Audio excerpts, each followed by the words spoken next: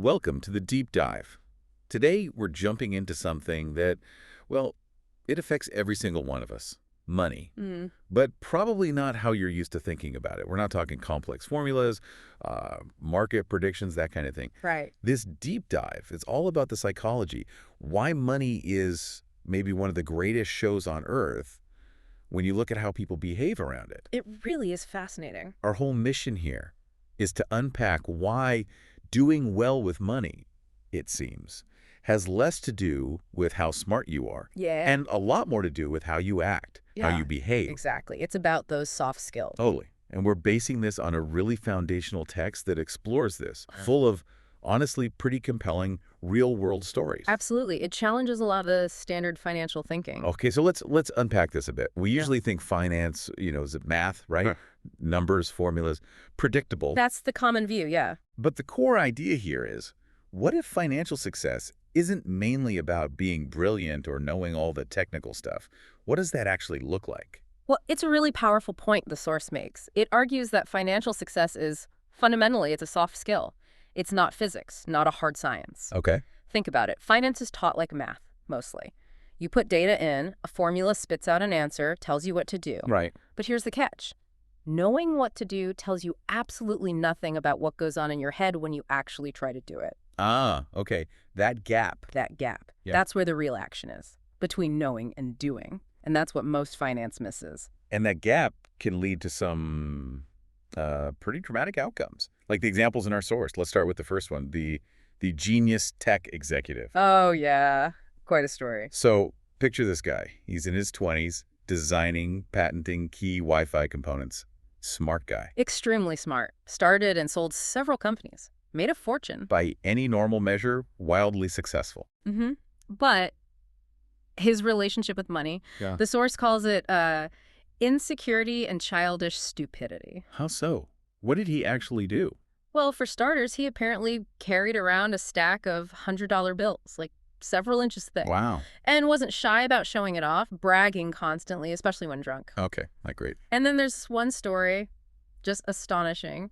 He gives a colleague thousands in cash, tells him to buy $1,000 gold coins. Gold coins, why? Just wait. He gets the coins, gathers some buddies by the Pacific Ocean, and they start throwing them into the water, skipping them like rocks. You're kidding. Thousands of dollars. Thousands, just for fun, apparently. That's unbelievable. And then days later, she breaks a $500 lamp in a hotel, and he's genuinely shocked, incredulous that he has to pay for it, even as he's pulling out this brave cash. The disconnect is staggering. Absolutely. And, maybe not surprisingly, this behavior, well, it didn't end well. He went broke eventually. Wow.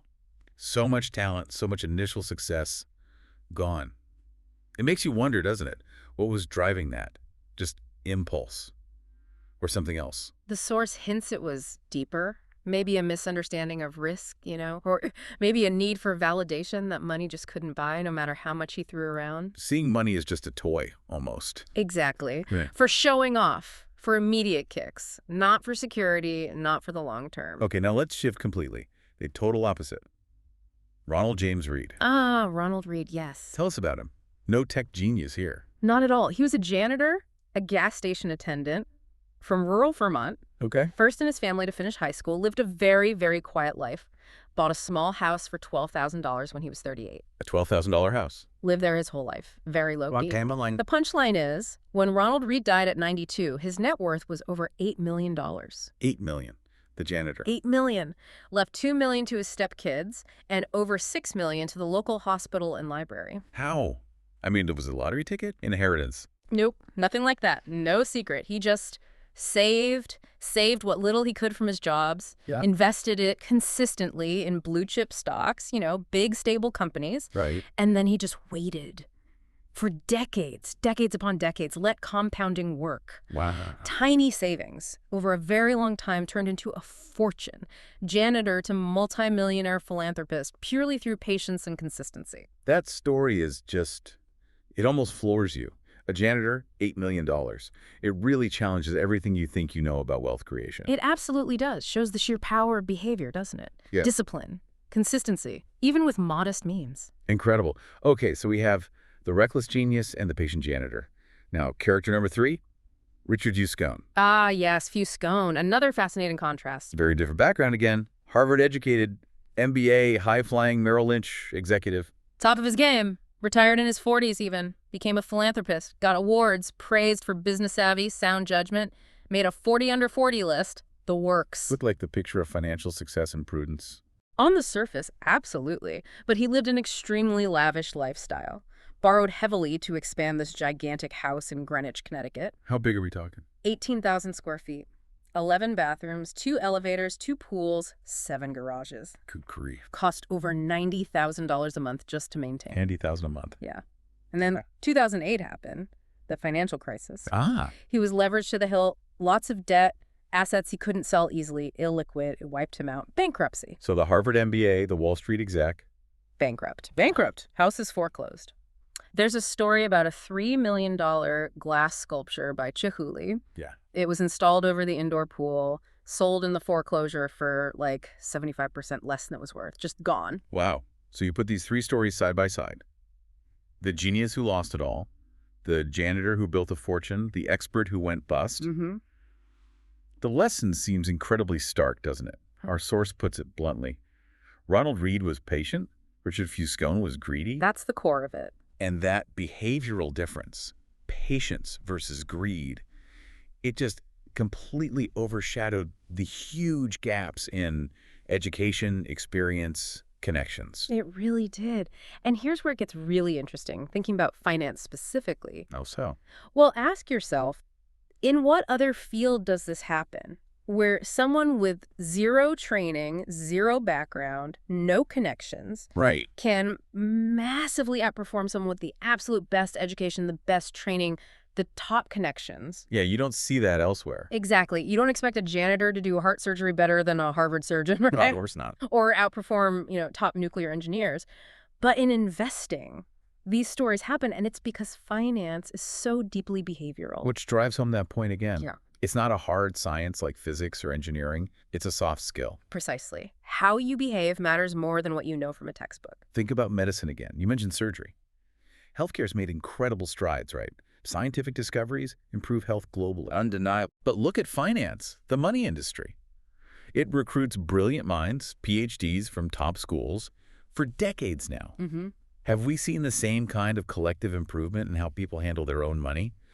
Are we, as a society, really less likely to get buried in debt today? Yeah. Better at saving for retirement than, say, 50 years ago?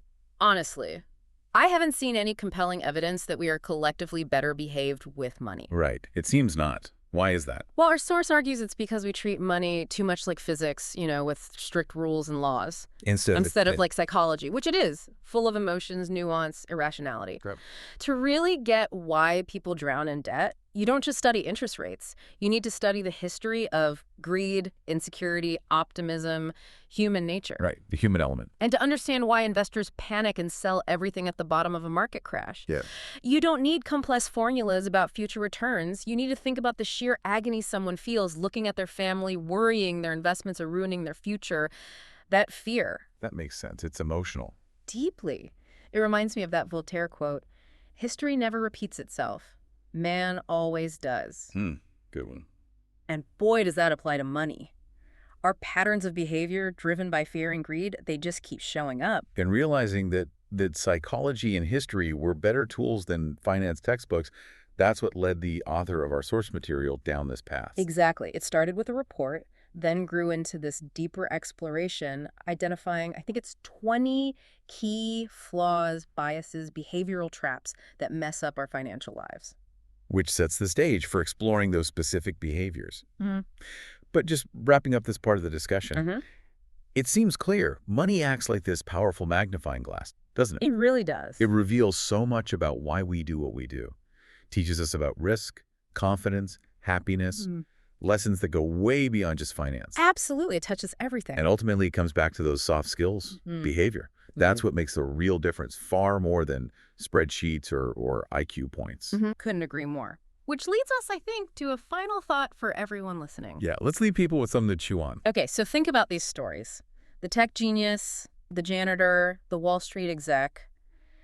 Given how their behaviors shaped their vastly different outcomes, How might your own habits, your own gut reactions, your emotions around money, how might those be influencing your financial decisions? Maybe more than you realize, more than any advice or plan. That's a powerful question. What's maybe one behavior, one ingrained response you have with money that you might want to just take a closer look at after hearing this? Something to think about.